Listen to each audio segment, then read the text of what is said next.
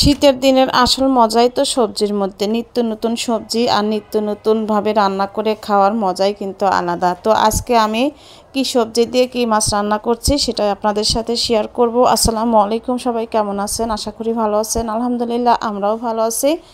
তো দেখতেই পাচ্ছেন আমি রুই মাছটা কিন্তু ভেজে নিচ্ছি।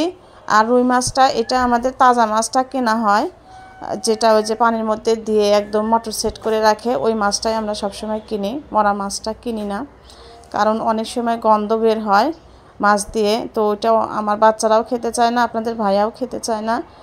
তো ওই মাছটাই সবসময় আমাদের কেনা হয়, যদিও দামে একটু বেশি পড়ে যায়, তারপরেও এই তাজা মাছটাই আমরা সবসময় কেনার চেষ্টা করি।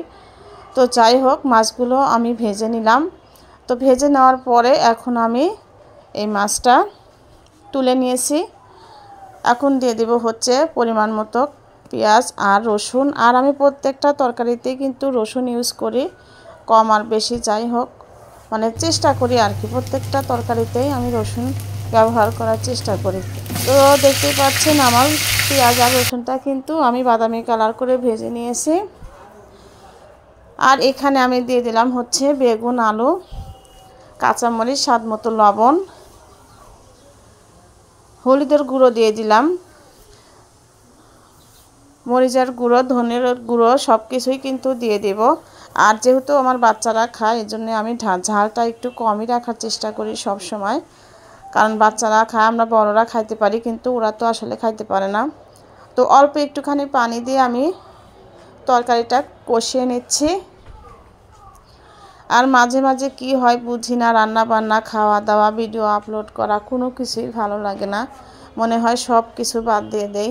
তো তারপরেও যেহেতু কাজ করছি, আবার ভিডিও না দিলেও ভালো লাগে না, মানে কি একটা দোটানার মধ্যে আছি, যেটা মানে বলেও বোঝাতে পারি না। তো এর মধ্যেই কিন্তু আমার তরকারিটা কষানো হয়ে গেছে, দেখতেই পাচ্ছেন। তরকারিটা কষানো ভালো হলে কিন্তু খেতেও ভালো লাগে। তো এখানে আমি দিয়ে দেব হচ্ছে পরিমাণ মতো পানি। তো একদম তেলটা কিন্তু উঠে আসছে, তরকারিটা সুন্দর কষানো হয়ে গেছে। তো অনেকেই অনেকভাবে রান্না করেন, আমি যেভাবে রান্না করি সেটাই আপনাদের সাথে শেয়ার করি।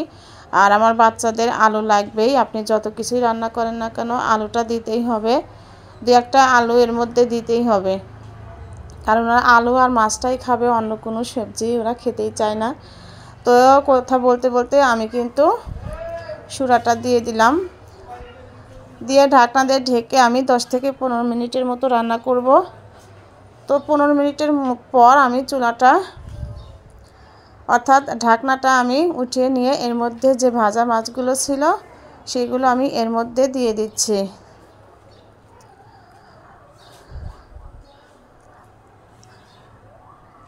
তো এই সময়ে আমি মাছটা দিয়ে থাকি, অনেকেই অনেকভাবেই দেন, কেউ আগে দেন কেউ পরে দেন, সেটা তার বিষয়। তো এই তো রান্নাটা কিন্তু আমার প্রায় মোটামুটি হয়েই গেছে। আমি লবণ টবণ দেখে ঝোলটাও অনেকখানি শুকিয়ে নিয়েছি, কারণ বাচ্চারা তো ঝোল খাবেই না, ঝোল শুধু আপনাদের ভাই আর আমি খাই।